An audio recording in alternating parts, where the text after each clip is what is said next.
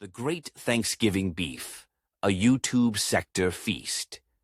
It was a crisp November evening, and Fate's Yaya decided to host an early Thanksgiving dinner for some of the most popular content creators in the beef sector on YouTube. She had high hopes that this gathering would bring everyone together in a spirit of gratitude and harmony. Her dinner table was adorned with a mouth-watering spread: beans, greens, potatoes, tomatoes, lamb, rams, hogs, dogs, turkeys, chicken, rabbit, you name it. To set a calming mood, Yaya decided to play smooth jazz softly in the background.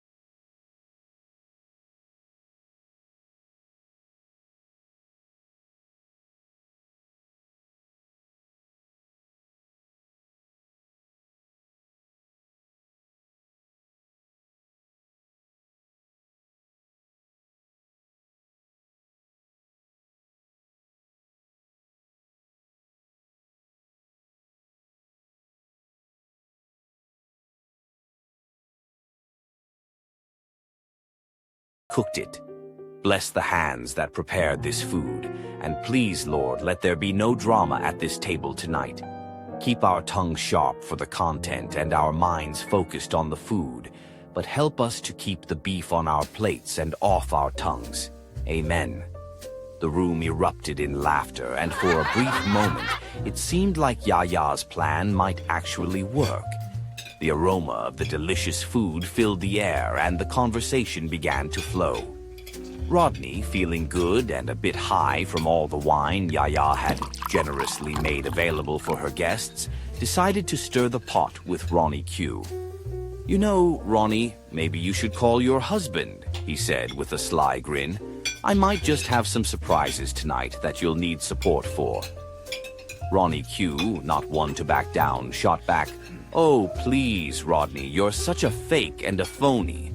Always trying to act like a fancy man, but we all see right through you." The room grew tense, and you could cut the air with a knife.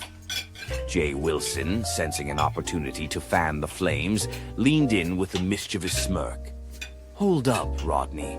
Didn't you say Ronnie was all talk and no action? Why not tell her exactly what you think?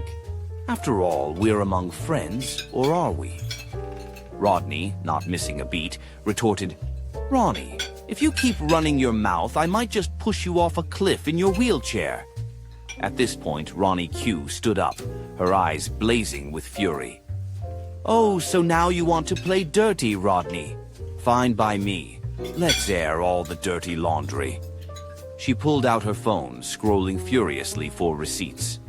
Rodney, now fully animated and red-faced, yelled back, "You want to go there? Let's go there, Ronnie. You've been riding on controversy and lies since day one. Time for the truth to come out." You know. Amidst the escalating tension, Sean Bradley, who had been quietly observing the scene, finally spoke up. His voice was steady, carrying a weight of wisdom that commanded attention. "You know, it's fascinating how easily we fall back into these old patterns," he mused. "The beef sector thrives on drama, sure, but isn't it time we reflect on why we're really here? We're a community despite our differences. Let's not let petty squabbles overshadow the connections we've built." At that moment, Treasure Lane, clutching his ever-present broom, a symbol of his readiness to clean up any mess, stepped forward. He and Sean had a long history of beef, their clashes legendary within the sector. Yet tonight there was a different glint in his eye. "You know what, Sean?" Treasure began, his tone surprisingly earnest. "We've butted heads more times than I can count. But maybe it's time we both put down our weapons, mine being this trusty broom," he chuckled, raising it slightly, "and yours being that sharp tongue." Sean looked at Treasure, a hint of a smile playing on his lips. "Perhaps you're right. Maybe it's time we sweep away the past and start fresh." Treasure grinned. "Did you just make a broom joke?" The two men laughed, and the tension in the room began to dissipate. The sight of Sean and Treasure, longtime rivals, choosing to set aside their differences, had a profound effect on everyone. It was a powerful reminder that if they could find common ground, perhaps there was hope for reconciliation all around. Slowly, the fiery glare softened, and the atmosphere shifted from hostility to reflection. Rodney glanced at Ronnie Q and sighed. "Maybe I went too far.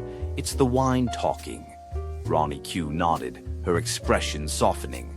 "We all say things we don't mean sometimes. Truce." "Truce," Rodney agreed. Yaya smiled warmly, seeing her hopes for the evening beginning to materialize. "Now that's the spirit. Let's make this a night to remember, for all the right reasons." The guests began to mingle anew, conversations turning to shared stories and laughter. The energy transformed from combative to celebratory, the holiday spirit finally taking hold. Yaya decided to take action while everyone was in good spirits. She stood up and clinked her glass for attention. "All right, everyone, let's take a moment to remember why we're here. This is a time for gratitude and coming together, not tearing each other apart." How about we each say one thing we're thankful for? Reluctantly, the guests agreed. One by one, they shared their thanks. Rodney for his loyal supporters, Ronyi Q for her platform, Jay Wilson for his family, Yaya for her health, Jay Dunn for keeping the beef sector spicy with a dash of extra drama, and Pizza for hurricanes. As the evening drew to a close, the tensions eased, and the group managed to find a semblance of peace. While Yaya's plan didn't go exactly as she had hoped, it did remind everyone of the importance of gratitude, even in the midst of drama. And so, amidst the greens, beans, tomatoes, potatoes, ham, yams, hogs, dogs, turkey, and chicken, the beef sector content creators found a way to be thankful, if only for a moment. Moral of the story: in the beef sector, navigating the turbulent waters of controversy requires wisdom and discernment. Making informed decisions about who and what you engage with can lead to smoother and more rewarding interactions. Focus on authenticity, integrity, and quality over sensationalism to build a more positive and impactful presence within the beef sector community. The Great Thanksgiving Beef, a YouTube sector feast.